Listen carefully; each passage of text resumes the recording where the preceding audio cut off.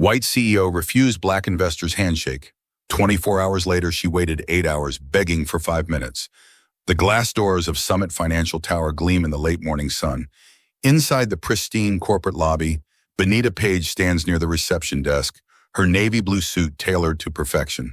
Her blonde hair is pulled into an elegant updo, diamond studs catching the light every time she turns her head.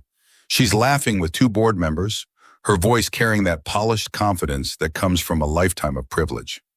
A black man approaches from the entrance. He's wearing a black leather jacket over dark jeans, his posture relaxed but purposeful. Nicholas Corey carries a slim leather folder tucked under his arm. His sneakers barely make a sound on the polished marble floor. "Ms. Page," Nicholas's voice is warm, professional. He extends his hand. "Nicholas Corey, we have a 10:30 meeting about the acquisition proposal." Benita's head turns, her eyes sweep over him once, twice. The smile freezes on her face, then transforms into something else entirely. She takes a half step backward, her hands clasped firmly around her designer clutch. "Excuse me?" Her tone could frost glass. Nicholas keeps his hand extended, his expression calm. "Your assistant confirmed our meeting last week. Corey Capital, the $350 million buyout offer for your retail division." Benita's laugh is sharp, dismissive. She glances at the 2 board members beside her, as if sharing a private joke. "Corey Capital, I've never heard of it." She looks Nicholas up and down slowly, deliberately. "And I certainly don't take meetings with people who show up dressed like they're going to a nightclub." One of the board members, a silver-haired man in his 60s, clears his throat uncomfortably. "Benita, perhaps nothing, Richard." Benita cuts him off, her voice rising slightly. "This is a Fortune 500 company. We have standards." She turns back to Nicholas, her lips pressed into a thin line. "I don't know how you got past security, but this meeting was clearly a mistake." Nicholas lowers his hand slowly. His face remains composed, but something shifts in his eyes. "Ms. Page, if you'd just check with your assistant." "What I can see," Benita interrupts, stepping closer now, "is that you thought you could walk into my building, into my lobby, and waste my time." She gestures vaguely at his outfit. "Investment meetings require professionalism. Clearly you don't understand that." A woman standing near the elevator that has her phone out now, partially concealed by her purse. She's recording. Another employee walking by slows down, pretending to check their phone while watching the scene unfold. Nicholas takes a slow breath. "I understand this seems unexpected, but..." "Unexpected?" Benita's voice gets louder. "What's unexpected is someone like you thinking you can just show up here and demand my attention." She turns toward the security desk, raising her hand. "Security! Can someone escort this gentleman out, please?" 2 security guards start walking over. One is younger, eager. The other, an older black man named William, looks pained. His eyes meet Nicholas's for just a second, and there's recognition there, not of the person, but of the situation. Nicholas speaks quietly, one last attempt. "Ms. Page, I flew in from New York specifically for this meeting. Your CFO and I have been in discussions for 6 weeks. If there's been a communication breakdown, the only breakdown," Benita cuts him off, "is in your judgment. I don't shake hands with people who lie their way into my building. And I don't conduct business with people who can't even dress for success. If this story is hitting different, don't just watch. Subscribe, like, and share. That's how you support real accountability stories like this one." The guards arrive. William speaks first, his voice gentle. "Sir, I'm going to have to ask you to leave the premises." Nicholas nods once, slowly. He could pull out his phone right now. He could show her the Wall Street Journal article from last month. He could mention the 3 companies he's acquired in the past 2 years, the $2.4 billion in assets his firm manages. He could call his attorney, who happens to be the former Attorney General of New York, but he doesn't, because this moment has told him everything he needs to know about Benita Page. She didn't see a potential business partner. She didn't see someone who'd spent 6 weeks in due diligence with her finance team. She didn't even see a person deserving of basic professional courtesy. She saw a black man in casual clothes and made her judgment in 3 seconds.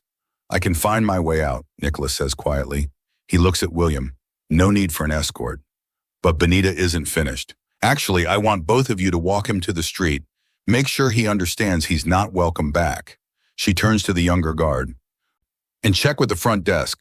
I want to know how he got past security in the first place. We can't have just anyone walking in off the street. The walk through the lobby feels endless. Every employee in sight stops what they're doing to watch. Phones are out now, multiple people recording.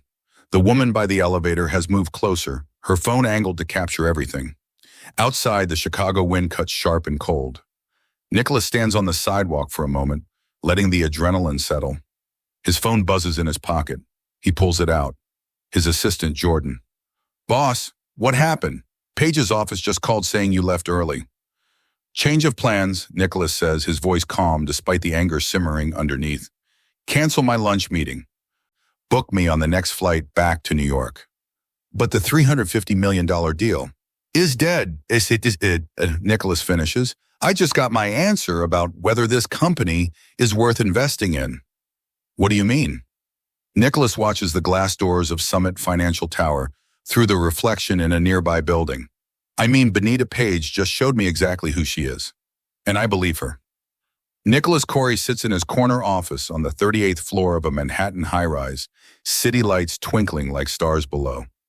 The office is modern, minimalist, clean lines, plants, no clutter.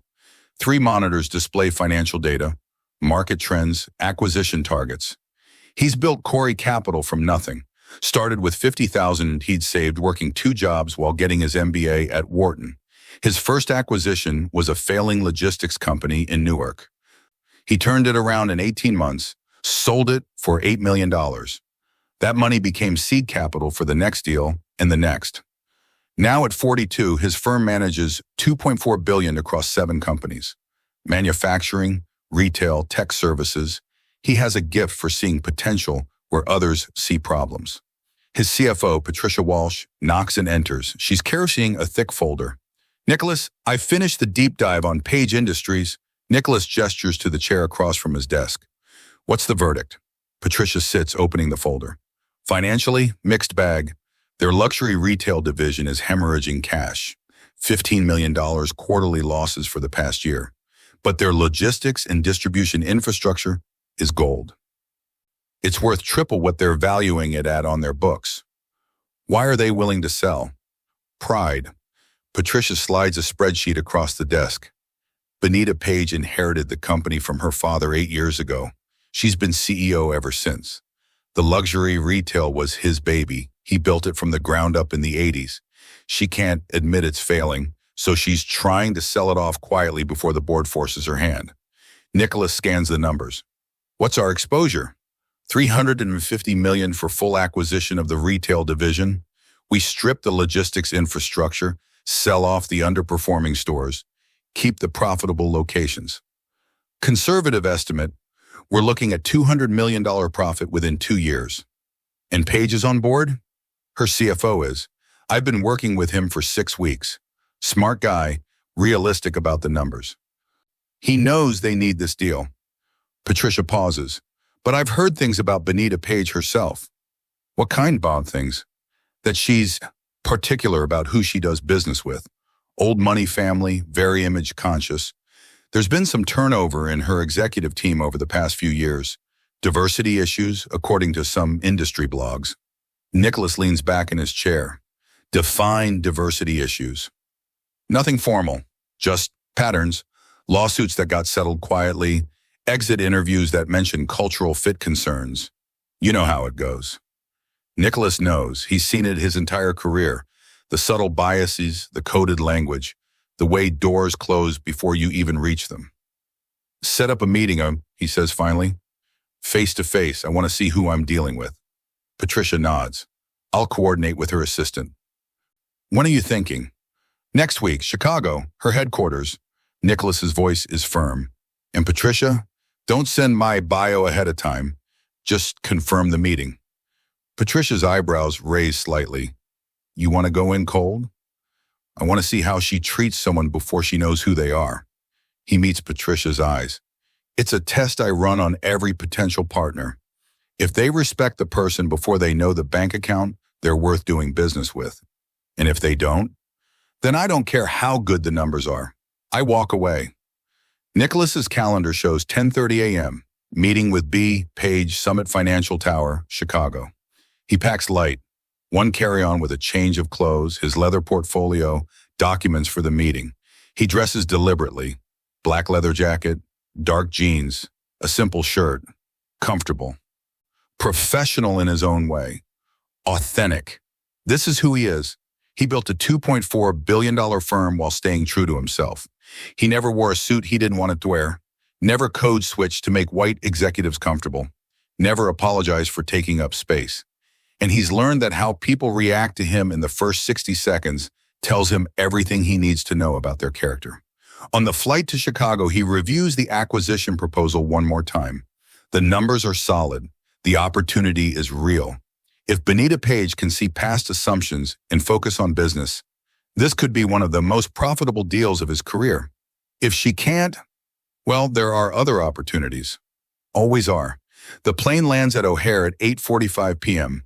Nicholas checks into the Conrad downtown, orders room service, and reviews his notes one final time before bed. He's optimistic. Patricia said the CFO was professional, engaged. Surely the CEO would be the same. He has no idea what's waiting for him tomorrow morning. Benita Page arrives at her office at 7:30 a.m., an hour before her assistant. She likes the quiet, the feeling of the building belonging to her.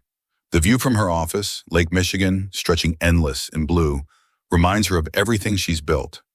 Well, everything her father built and she's tried to maintain. The retail division's losses weigh on her. Every quarterly report is another reminder that she's failing where her father succeeded. The board is getting restless. Richard made a comment last week about exploring strategic alternatives. Code for, "We're losing faith in your leadership." This meeting today with some investment firm called Corey Capital is her lifeline. If she can sell off the retail division for a decent price, she can reinvest in the profitable sectors, prove to the board she's still in control. Her assistant, Jennifer, arrives at 8:30 with coffee and the day's schedule printed on cream cardstock. "Your 10:30 is confirmed," Jennifer says, setting the schedule on Benita's desk. "Corey Capital, they're sending their managing partner." Benita barely glances at it. "Did we get a bio on him?" "They didn't send one, just confirm the meeting time." Benita waves a hand dismissively. "Doesn't matter. If they're serious about $350 million, they'll make an impression." She spends the morning on calls, reviewing contracts, preparing talking points. At 10:15, she goes down to the lobby to meet with Richard and another board member, Thomas. They're discussing next quarter's projections when Nicholas walks through the doors. Benita doesn't recognize him, doesn't know his name, his company, his track record. All she sees is a black man in casual clothes approaching her. And in that moment, every assumption she's ever held, conscious or unconscious, rises to the surface. He can't be the investor. Investors wear suits. Investors look like Richard and Thomas, like her father, like every business partner she's ever known. This man? He must be someone who wandered in by mistake, or worse, someone trying to take advantage. So when Nicholas extends his hand and says his name, Benita's world narrows to a single judgment. He doesn't belong here. And she acts accordingly. 11:03 a.m., 1 hour later. Benita is back in her office, the incident already fading from her mind. Richard and Thomas left quickly after Nicholas was escorted out, both looking uncomfortable but neither challenging her directly. Jennifer knocks and enters, her face pale. "Ms. Page, I need to ask you something about the meeting this morning." Benita doesn't look up from her laptop. "What meeting? The one that never happened because some random person crashed our lobby?" Jennifer's hands shake slightly as she places her tablet on the desk. "That person was Nicholas Corey from Corey Capital." The words don't register at first. Then Benita's fingers freeze on her keyboard. "What?" Jennifer turns the tablet so Benita can see the screen. A Forbes article. The headline reads, "Nicholas Corey, the quiet billionaire revolutionizing corporate acquisitions." The photo shows Nicholas at a conference standing next to the CEO of Microsoft. Same face, same calm expression, same black leather jacket. Benita's vision blurs. She blinks hard, forces herself to focus on the text. Net worth $2.4 billion. Corey Capital, 2.4 billion in assets under management, 7 successful acquisitions in 5 years, board member at 3 Fortune 500 companies, known for casual dress and unconventional approach. There's a quote halfway down the page. Benita reads it twice before the words sink in. I don't wear suits to meetings. It's intentional. I want to see if people respect me for my ideas or judge me for how I look. The ones who can't see past the jacket aren't the ones I want to work with. The tablet slips from Benita's hands. It lands on the desk with a soft thud. Oh my God. Jennifer's voice is barely a whisper. Ms. Page, he flew in from New York for this meeting. Our CFO has been negotiating with his team for 6 weeks. The $350 million offer. It was real. Benita stands so quickly her chair rolls backward. Get me his number. Now. Jennifer pulls out her phone, pulls up a contact. Benita snatches it, dials with shaking fingers. It rings once, twice, 3 times. Voicemail. Mr. Corey, this is Benita Page. There's been a terrible misunderstanding this morning. I would very much like to reschedule our meeting at your earliest convenience. Please call me back as soon as possible. She hangs up, calls again immediately. Voicemail again. Jennifer, get Thomas on the phone and our CFO now. 5 minutes later, both men are in her office. Thomas looks grim. The CFO, David Park, looks furious. Please tell me you didn't actually throw Nicholas Corey out of our building, David says, his voice tight. Benita sinks into her chair. I didn't know who he was. He showed up in jeans and a leather jacket. He's famous for that. David's voice rises. It's literally his thing. Everyone in the industry knows. He wrote an op-ed about it in Fortune 2 years ago. Thomas shakes his head slowly. Benita, we've been trying to close this deal for 2 months. Corey Capital was our best offer, our only real offer. I'll fix it, Benita says quickly. I'll apologize. I'll fly to New York if I have to. David pulls out his phone, shows her the screen. Too late. This is already trending on Twitter. The video is grainy but clear. Benita's voice comes through loud. I don't shake hands with people who lie their way into my building. 1,147 retweets in 1 hour. The comments are brutal. Another day, another wealthy white woman treating black professionals like they don't belong. The racism isn't even subtle anymore. Benita Page really looked at a billionaire and saw a threat. That tells you everything.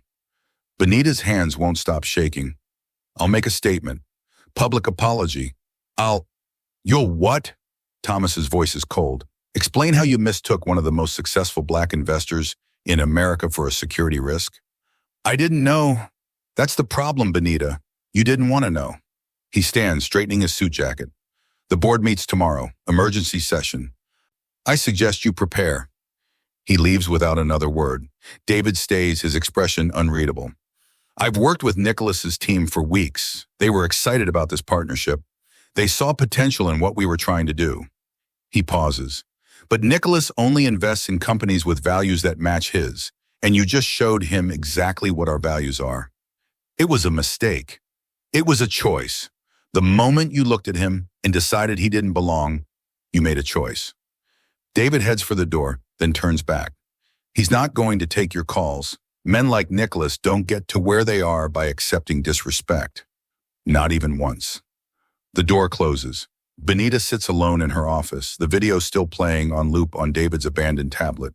She watches herself, watches the contempt in her own face, the dismissive wave of her hand, the way she never once paused to consider she might be wrong. And in the background, visible just over her shoulder, 2 employees recording the whole thing on their phones. By 6 a.m., the video has 50,000 retweets. Bloomberg picks it up. TechCrunch runs a story. Page Industries CEO removes billionaire investor from building citing dress code. The comments section is merciless. Benita tries Nicholas's number 7 more times that day. Every call goes straight to voicemail. At 8 p.m., she sends an email from her personal account. Mr. Corey, I realize my behavior this morning was inexcusable. I judged you based on appearance rather than credentials, and I deeply regret that.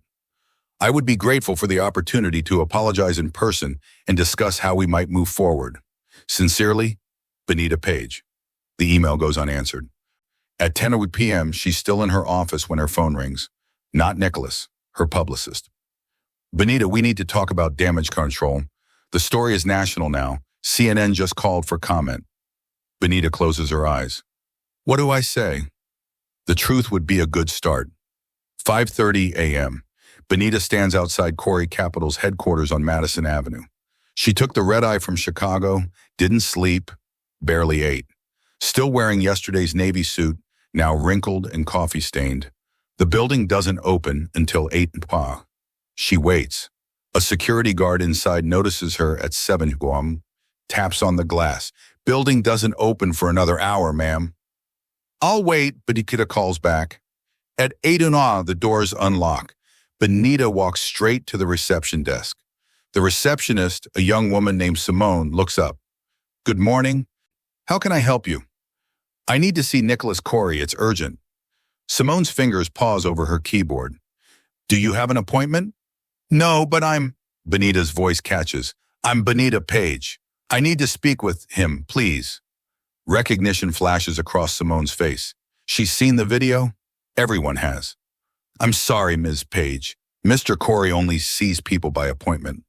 Please, the word comes out desperate. Tell him I flew from Chicago. Tell him I'll wait as long as it takes. Simone picks up her phone, speaks quietly. Benita can't hear the conversation, but she sees Simone glance at her 3 times. Finally, Simone hangs up. I'm sorry, Mr. Corey is in meetings all day. Benita's heart sinks. I'll wait. Simone hesitates. Miss Page? He could be in meetings until 7 or 8 tonight. Then I'll wait until 7 or 8. The lobby chairs are modern and uncomfortable. Benita sits anyway. 9 a.m., employees start arriving. Some do double takes when they see her. Some whisper to each other. One person takes a photo before quickly putting their phone away. 10:30 a.m. Simone brings coffee. Are you sure you want to keep waiting? I'm sure. Noon, Benita's back aches. Her eyes burn from no sleep. She orders flowers from a nearby shop. White roses, $400. The card reads, Mr. Corey, I made a terrible mistake. Please give me 5 minutes to apologize in person. BP. She gives them to Simone. Can you send these up? I'll make sure he gets them. 1 p.m. Every time the elevator dings, Benita's pulse spikes. Every time it's not Nicholas, the disappointment is physical. 2:30 p.m. Her phone buzzes. The board chairman, Richard.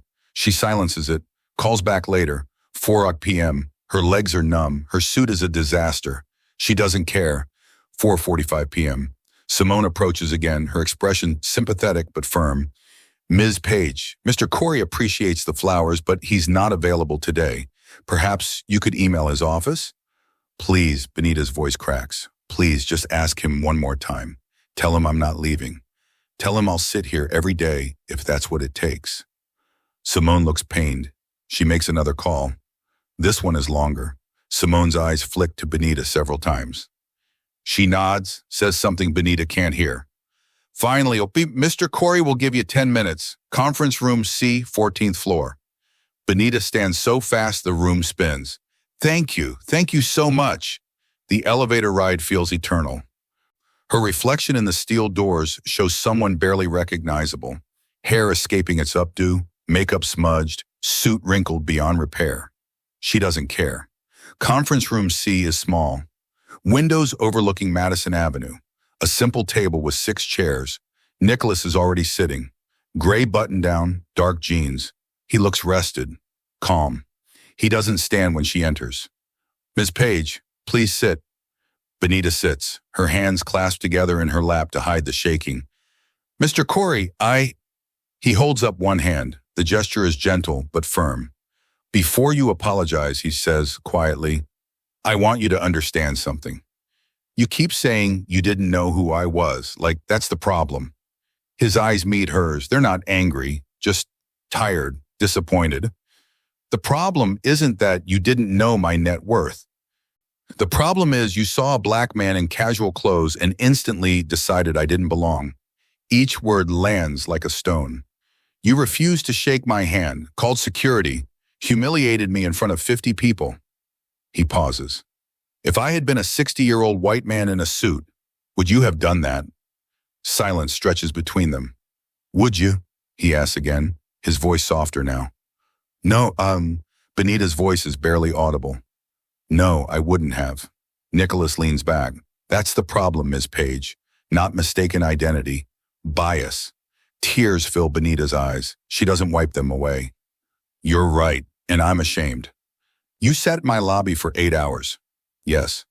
Yesterday you had me removed in 8 minutes. Benita flinches. Interesting, Nicholas says, how perspectives change when you need something. The silence is crushing. I came to ask for a second chance, Benita finally says, for my company, for the 3,000 employees who will lose their jobs if we don't find a buyer for the retail division. Nicholas studies her for a long moment. And if I say no, then I deserve that, but they don't. He slides a paper across the table. I'll proceed with the acquisition. On conditions. Benita's breath catches. She reads quickly, her hands shaking harder with each line. Public apology admitting racial bias. Independent diversity audit of Page Industries board composition must be 40% diverse within 18 months on internal 10 million donations from personal funds to organizations supporting Black entrepreneurs. Mandatory bias training for all executives. Quarterly progress reports to Corey Capital. Benita must step down as CEO within 90 days. She reads the last line 3 times. You agree to all of this, Nicholas says, or I walk, and this time I don't come back. Benita looks at the list, looks at him, back to the list, her entire career, her reputation, her family legacy, everything she's built her identity on, gone. But 3,000 jobs saved. The company her father built, rescued. I agree. If this story moved you, show your support right now. Hit that subscribe button, smash the like, and share this with someone who needs to hear it. That's how we keep bringing you stories that matter. Don't just watch. Take action. Subscribe now. Nicholas stands. My lawyers will draft formal paperwork. You have 72 hours to schedule the public apology. If the audit finds systemic discrimination, I pull out immediately and publicly state why. Benita stands, her legs weak. Thank you. Don't thank me. His voice is firm but not unkind. Thank your employees. They're the only reason I'm doing this. He opens the door. Simone will show you out. Benita walks to the elevator, watching her reflection in the steel doors. She looks 10 years older than she did yesterday, but she can breathe again. 72 hours to do the hardest thing she's ever done. Tell the truth. The press conference room at Page Industries headquarters is packed wall to wall. But cameras line the back row, their red recording lights like accusatory eyes. Reporters sit shoulder to shoulder in folding chairs, notebooks open, phones out. The air conditioning can't keep up with the body heat. The temperature climbs with each passing minute.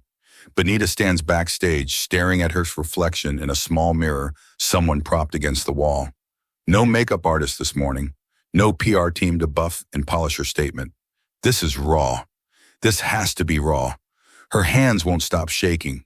She clasps them together, then apart, then together again. The navy suit she wore yesterday, the one she wore to New York, the one she slept in on the plane, is gone, replaced by a simple black dress. Modest, appropriate for what she's about to do. Jennifer, her assistant, appears beside her. It's time, Ms. Page. Benita nods.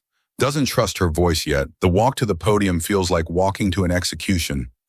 Every step echoes, every camera swivels to track her movement. She reaches the wooden podium, grips it with both hands. The wood is cool against her palms.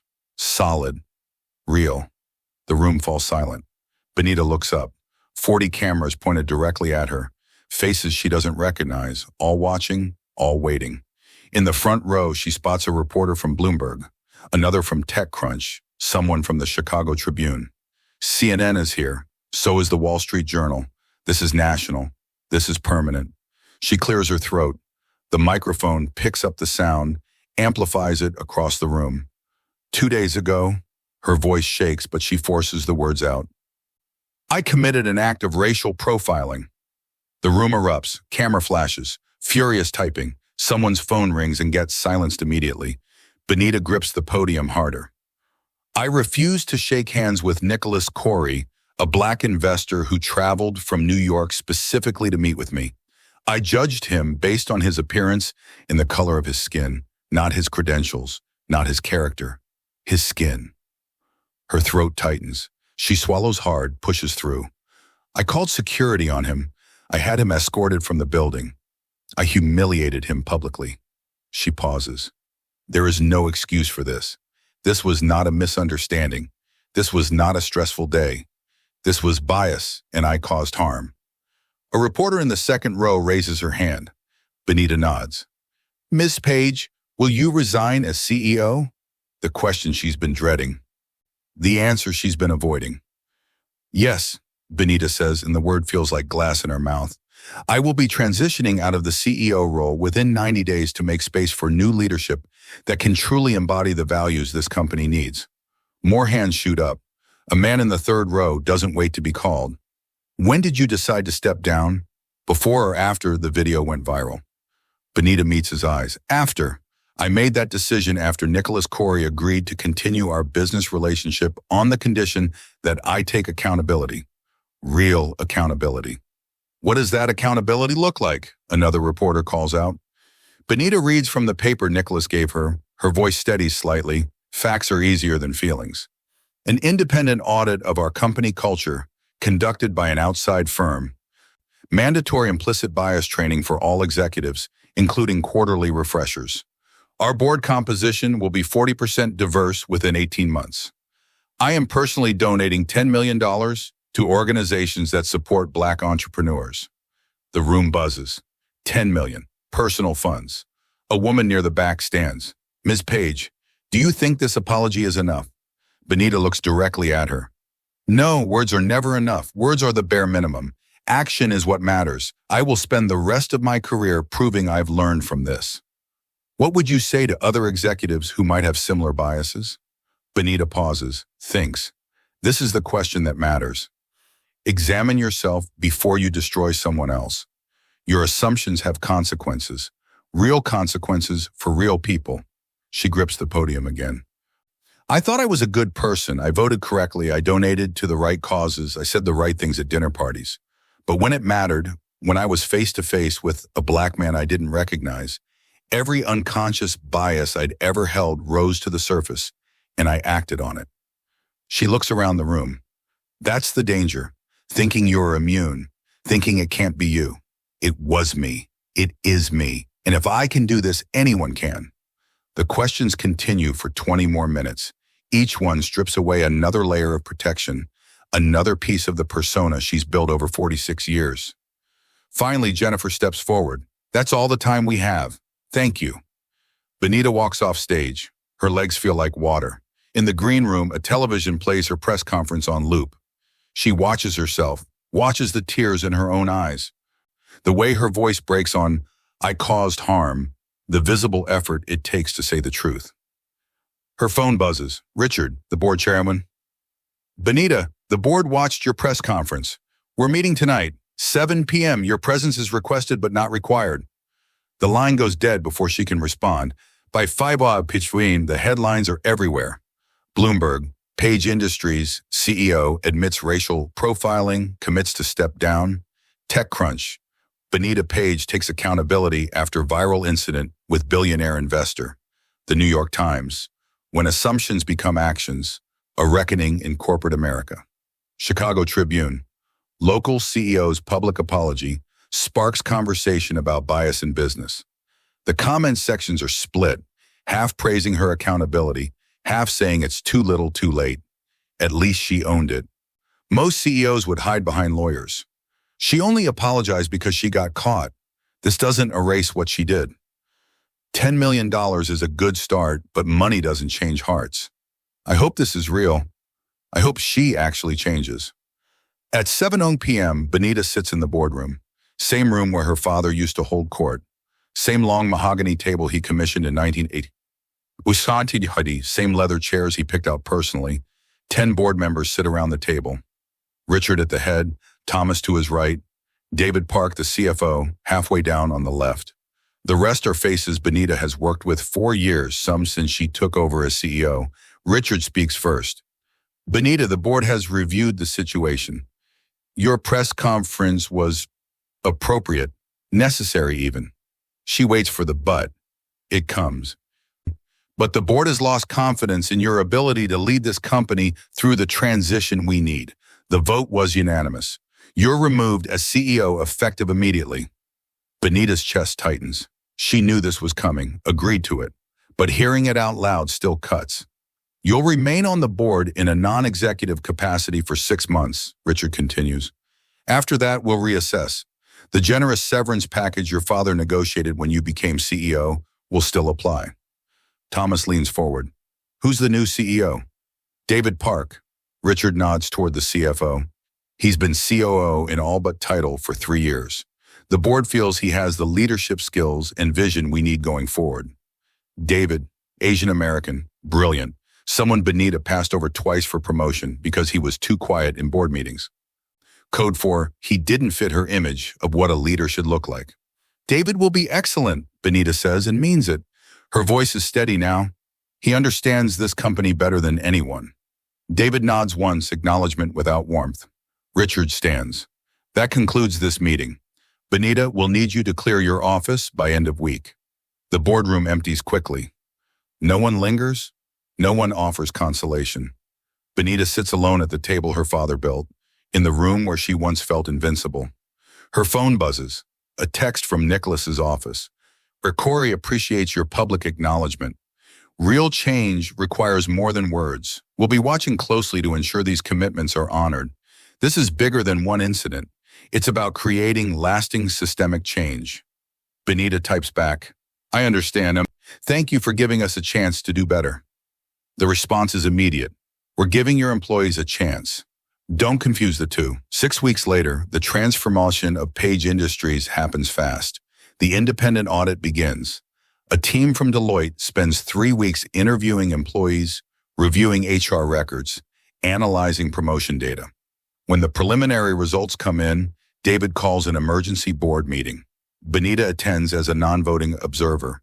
She sits at the far end of the table, away from the power positions. David projects the first slide. The audit found systemic issues across multiple departments. The numbers fill the screen, each one worse than the last. Executive positions, 91% white, 9% people of color. Promotion rates, Black employees promoted 37% less frequently than white employees with identical qualifications. HR complaints, 34, filed over 5 years regarding racial bias, 29 dismissed without investigation. Exit interviews, 67% of departing employees of color cited culture fit issues. This is what we were, David says, his voice measured but firm. Now let me show you what we're becoming. Next slide. New numbers. Diverse candidate interviews up 73%. New hiring, 45% people of color. Promotion disparity gap narrowed to 22%. 0 HR complaints dismissed. All investigated with third-party oversight. Anonymous employee surveys show culture satisfaction up 34%. We have a long way to go, David continues, but we're moving in the right direction. One board member, an older white woman named Patricia, raises her hand. What about the financial impact? Diversity initiatives are expensive. David doesn't hesitate. Actually, our productivity is up 12%. Employee retention has improved 28%. We're saving money on recruitment costs. Turns out when people feel valued, they do better work and stay longer. Patricia nods slowly, somewhat surprised. Benita watches from her corner seat. This is what leadership looks like. This is what she should have been doing all along. After the meeting, David approaches her. Benita, can I talk to you for a moment? They walk to what used to be her office. Now it's his.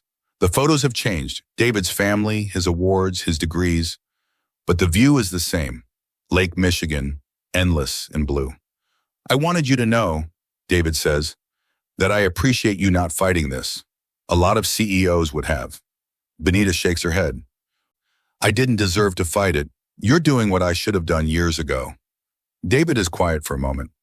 You hurt people, Benita, people I care about, people who worked hard and were overlooked because they didn't look like what you thought leaders should look like. I know. But you're also doing something rare.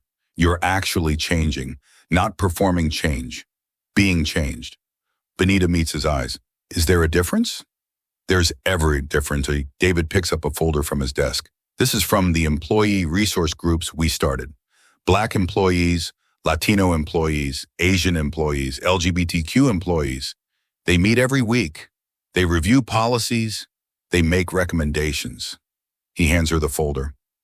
Benita opens it, page after page of suggestions. Some small, update the dress code to be more inclusive. Some large, create mentorship programs, establish transparent promotion criteria, require diverse interview panels. Some of these suggestions mention you specifically, David says. Not kindly, Benita reads. Her chest tightens with each comment. Benita Page made me feel invisible for 3 years. I hope she actually learns from this.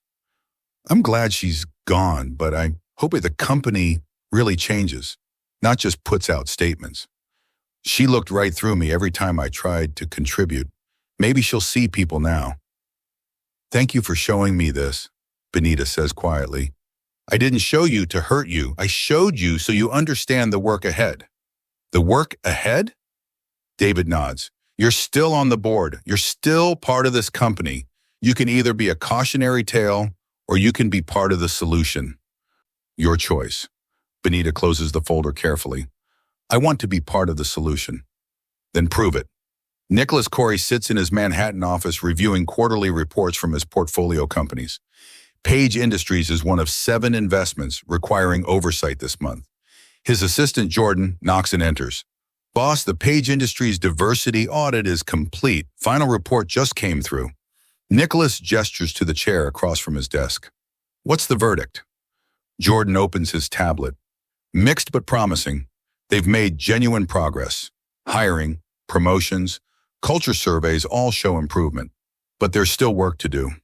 Benita stepped down as CEO as required. She's on the board now, non-executive role. According to David Park, she's been cooperative. Nicholas raises an eyebrow. Cooperative how? She attends diversity training. She listens more than she talks. She's funding some of the initiatives out of her own pocket beyond the initial donation. Jordan scrolls. David says she's trying. Whether it's genuine or performative, time will tell. Nicholas leans back in his chair. What does your gut say? Jordan thinks for a moment. I think she was forced to look at herself and didn't like what she saw. Whether that translates to lasting change, he shrugs. People surprise you sometimes. Sometimes they do. Nicholas stands, walks to the window. The Manhattan skyline stretches before him, steel and glass catching afternoon light. Schedule a site visit. I want to see the changes myself. When? Next month, unannounced. Jordan grins. Another test? Always another test. 4 months after the incident, Nicholas walks into Page Industries headquarters in Chicago. No advance warning, no scheduled meeting. Just him, Jordan, and Patricia Walsh, his CFO.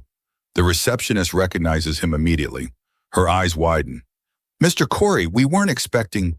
Should I call Mr. Park? No need, Nicholas says calmly. This is just a walkthrough. We'll let him know we're here. They spend 2 hours touring the building. The executive floor looks different. More diverse faces. The employee break room has flyers for resource group meetings, mentorship programs, bias training sessions. Nicholas stops to read a bulletin board. Employee satisfaction survey results are posted publicly. 78% of employees feel valued, up from 52% 4 months ago. Still not great, but movement in the right direction.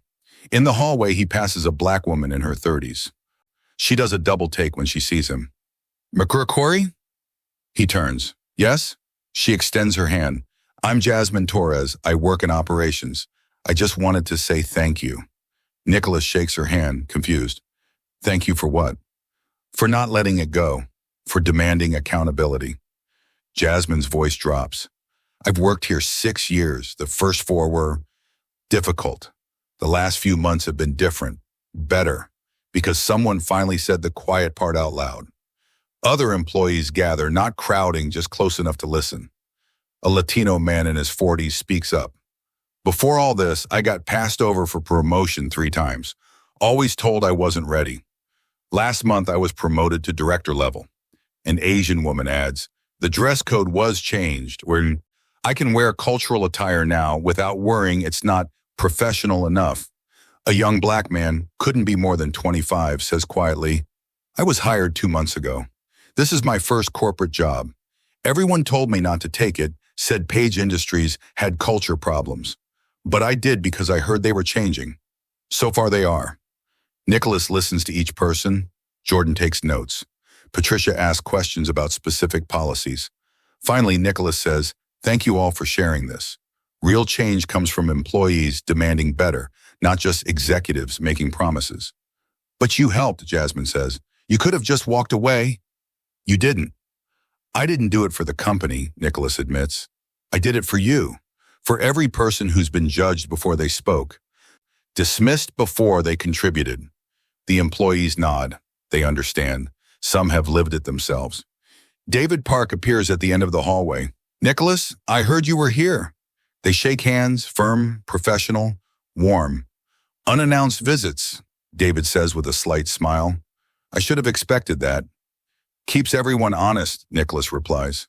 Can we talk privately? In David's office, the door closes. David sits behind the desk that used to be Benita's. Nicholas takes the chair across from him. You've done good work, Nicholas says. The numbers show it. The employees confirm it. Thank you, but we're not done. No one ever is.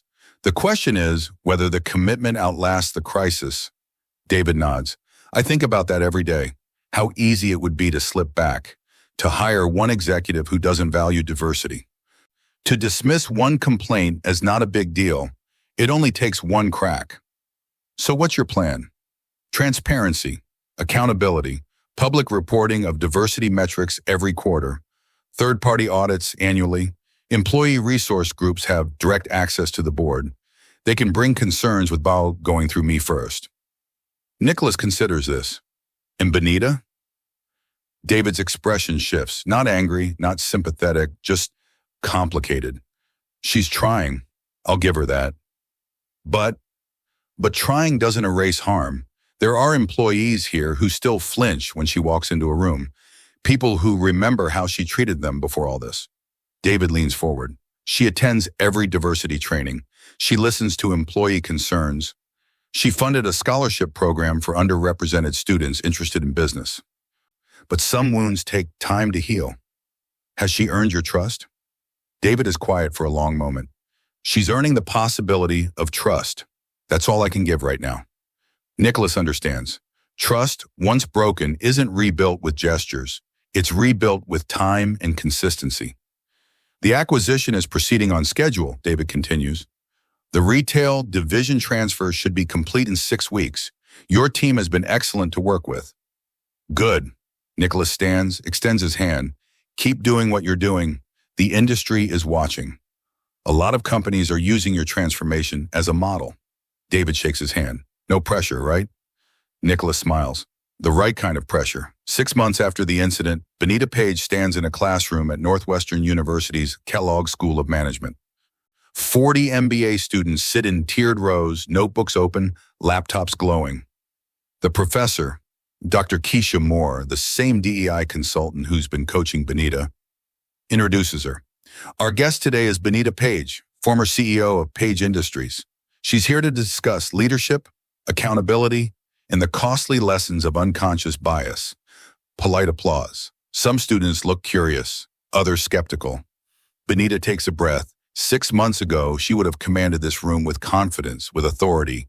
Today, she steps to the podium with something different, humility. 6 months ago, she begins, I made a decision that cost me my career, my reputation, and my sense of self. I refused to shake hands with a black man because I judged him by his clothes and his skin color. I had him removed from my building. I humiliated him publicly. The room is silent. Every student is locked in now. That man was Nicholas Corey, a billionaire investor offering to save my company with a $350 million deal. I didn't know that when I dismissed him. But here's the truth. It wouldn't have mattered if he was a janitor or a clerk or someone looking for directions. He deserved basic respect as a human being, and I didn't give him that. A hand shoots up. Young woman, South Asian, sitting in the third row. Ms. Page, if you hadn't been caught on video, would you have changed? Benita doesn't hesitate. Probably not. I'd like to think I would have. But the honest answer is no. I was insulated by privilege, by success, by thinking I was a good person because I had good intentions. I needed to be forced to look at myself. Another student, a black man in the front row, asks, "What do you say to people who think your apology was just damage control?" They're probably right. Benita's voice stays steady. My initial motivation was fear. Fear of losing the company, fear of consequences. But somewhere in the process of being held accountable, something shifted. I started seeing people I'd worked with for years differently. People I'd overlooked, dismissed, failed to promote because they didn't fit my narrow idea of what leadership looked like. She pauses. The apology was damage control. The change is survival. I had to change or become someone I couldn't live with. A white woman in the back row. How do we avoid becoming you? The question is blunt but fair. Examine your assumptions constantly, Benita says, not just once in a diversity training, every day, every interaction. Ask yourself who gets the benefit of the doubt in your head and who doesn't. Who you assume belongs and who you assume doesn't. Those snap judgments? Those are where bias lives. She looks around the room. Most of you will go on to lead companies, teams, departments. You'll have power over people's careers, their livelihoods. How you use that power matters, not just in big, obvious moments, but in the 1,000 small decisions you make every day about who gets opportunities and who gets overlooked. The questions continue for another hour. Each one pushes deeper into discomfort, into truth, into the messy reality of unlearning bias. After class, 3 students approach. One is the black man from the front row. "Miss Page, I'm Jordan Mitchell. I interned at Page Industries 2 summers ago. Before everything." Benita's stomach drops. "I'm sorry if You didn't notice me," Jordan says simply. "I was one of 20 interns. You walk past our cubicles every day. You spoke to 7 of the 20. I wasn't one of them." Benita closes her eyes briefly. "I'm sorry. I didn't come here for an apology. I came to say thank you." Her eyes open. "Thank you?" "I went back to Page Industries last month to visit friends who still work there. It's different. People like me were being seen now. I interviewed for a full-time position, made it to final rounds." He pauses. "I didn't get the bomb, but it was a fair process. That wouldn't have happened before." The other 2 students nod, both women of color. "Change is painful," Jordan continues, "but it's better than the alternative, which is staying broken." After they leave, Dr. Moore approaches Benita. "How are you feeling?" Benita sinks into a classroom chair. "Like I destroyed so many opportunities for so many people, and I can never get that time back." "You can't," Dr. Moore says, not unkindly. "But you can make sure it doesn't happen going forward." "Is that enough?" "Enough for what? Redemption?" Dr. Moore sits beside her. "Benita, there's no finish line here. This is who you are now, someone who caused harm and is working to do better. That's going to be uncomfortable for the rest of your life. The question is whether you let that discomfort make you better or make you defensive." Benita nods slowly. "I'm teaching this class every semester for the next 2 years. No fee. It's the least I can do." "It's a start," Dirk Moore says. "Just a start." The grand ballroom of the Chicago Hilton glitters with evening light. Page Industries is hosting its annual Investor Summit, the first since the acquisition, the first under David Park's leadership, the first since everything changed. 300 people fill the room. Investors, employees, board members, partners. The energy is different from last year. More laughter, more ease, more diversity in every direction you look. Nicholas Corey arrives at 6:00 p.m. He's wearing a gray button-down and dark slacks.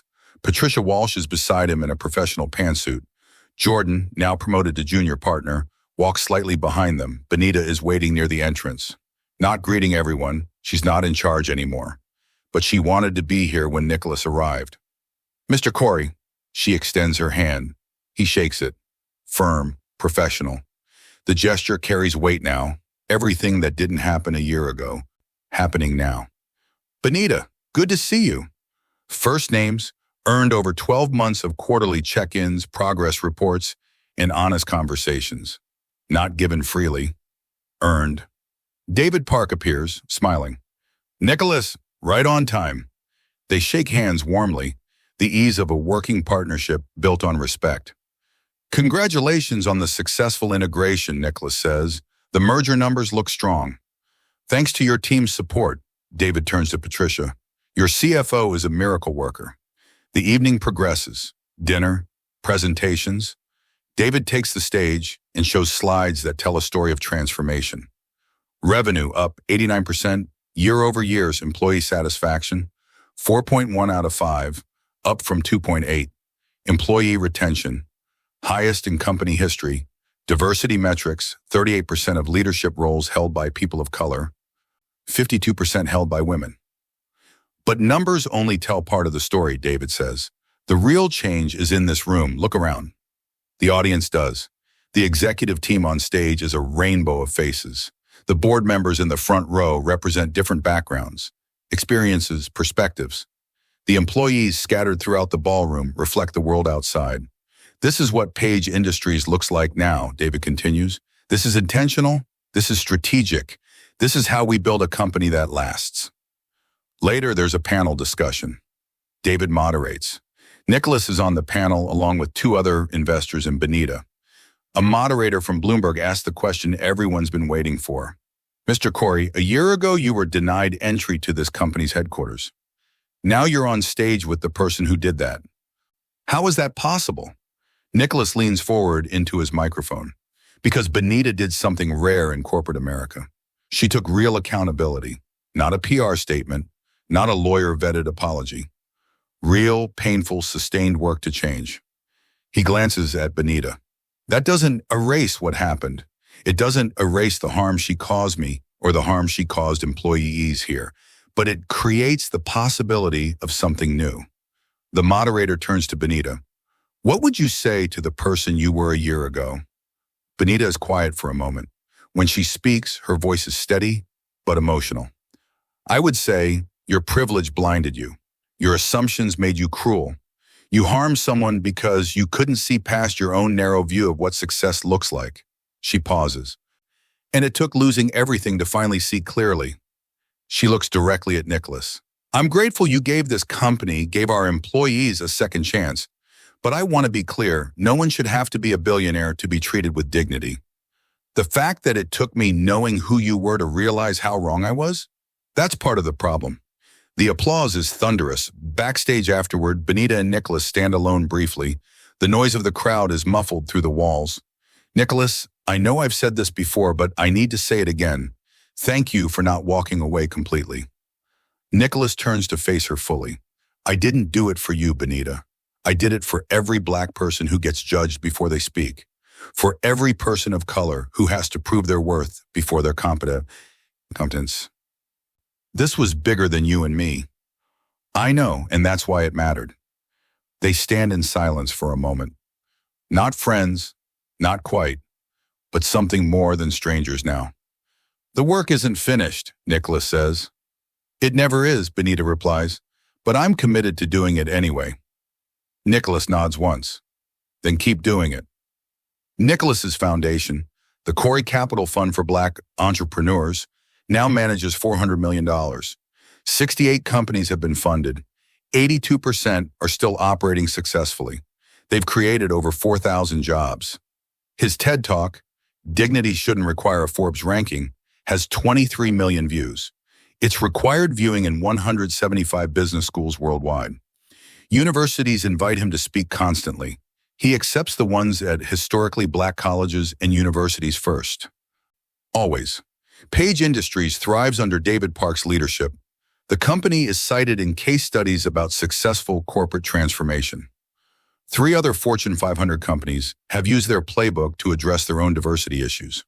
Benita is no longer CEO. She serves on the board of 2 nonprofits focused on economic justice. She teaches the Northwestern class every semester. She speaks publicly about bias, not as an expert, but as someone who lived the consequences of her own assumptions. She's not redeemed. Redemption isn't the goal. She's changed, still changing, will always be changing. And sometimes that's all anyone can ask. Nicholas looks directly into a camera now, speaking to an audience far beyond this room. A year ago, a woman judged me by my skin color and my clothes. She refused to shake my hand. She had me removed from her building. Pause, let it sink in. She was wrong, completely wrong, but here's what matters. She owned it. She didn't hide. She didn't deflect. She did the hard, uncomfortable work of looking at herself and changing what she saw. He leans forward. This isn't a story about one bad person becoming good. It's about systems. The systems in our heads, in our companies, in our society that tell us who matters and who doesn't. Those systems don't change with one apology. They change with sustained action, with accountability, with people in power using that power to build rather than exclude. His eyes are intense now. So here's my question to you. When was the last time you made an assumption about someone based on how they looked? Have you ever dismissed someone's humanity to protect your comfort? If you had Benita's chance to make it right, would you take it, or would you protect your ego? Pause. Real change isn't entertaining. It's uncomfortable. It's daily. It's forever. He straightens. Examine your biases. Demand accountability from yourself and your workplace. Support businesses owned by people who don't look like you. Share this story, but more importantly, share the lesson. Drop a comment. What would you have done in my position? Have you ever been judged before you could speak? Share your story. Let's talk about it.